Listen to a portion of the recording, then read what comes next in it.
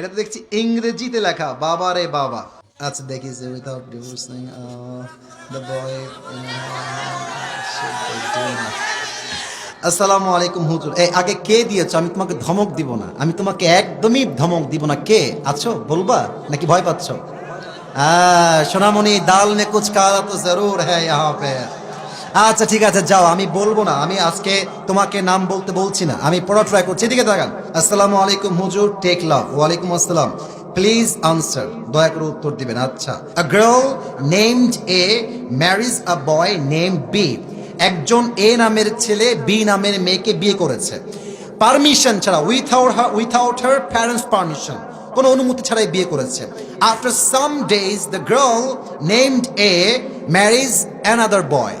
অর্থাৎ যেই মেয়েকে সেই প্রথম যুবক বিয়ে করেছিল, ওই মেয়েটা আরেক যুবককে বিয়ে করে ফেলেছে। এখন সে বলতেছে without divorcing the boy name B, অর্থাৎ আগে যে যুবকের সঙ্গে বিয়ে হয়েছিল তাকে ডিভোর্স দেওয়া ছাড়াই এই মেয়েটা আরেক জায়গায় বিয়ে করেছে। What should they do now? এখন তার প্রশ্ন হচ্ছে হুজুর তারা কি করবে? প্রথম কথাই আমি বলতে চাই, মেয়েটার বিয়েটা হয় নাই। এর কারণ কি?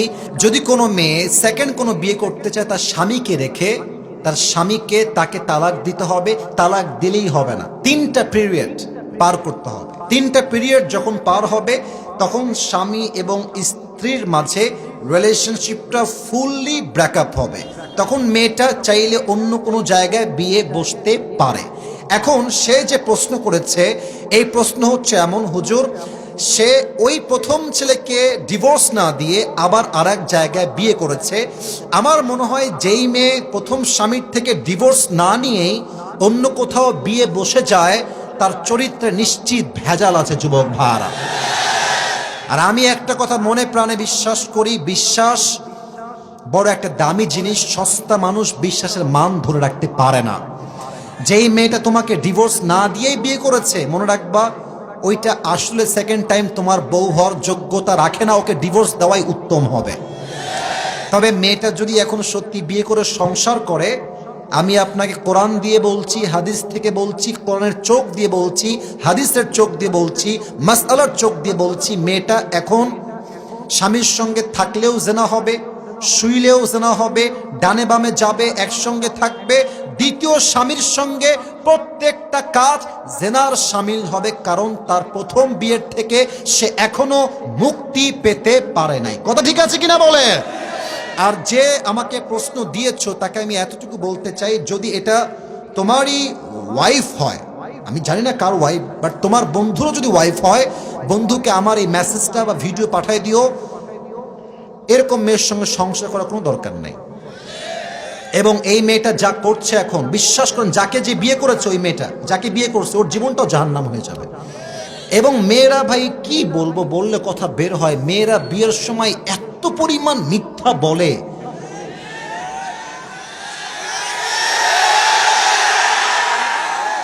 চার ঘাটে পানি খেয়ে আসছে বলে আমি তো জীবনে কারোর দিকে চোখ তুলেও তাকাইনি, আমাকে কেউ দেখে।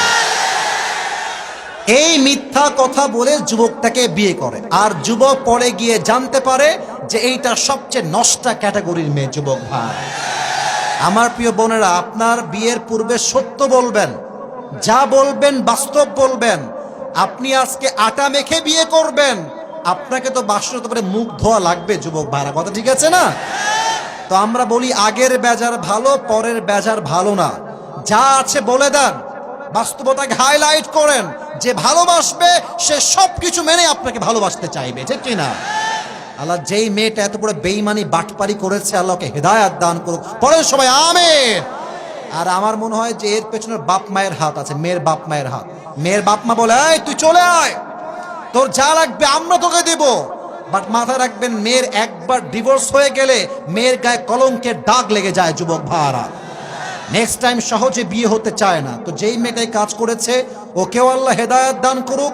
আর যেই যুবককে ওই যে প্রথম পুরুষ যাকে সে বিয়ে করেছিল, আল্লাহ তাকেও সহি সমাজ দান করুক, সবর দান করুক। আমরা সকলেই পড়ছি আমিন।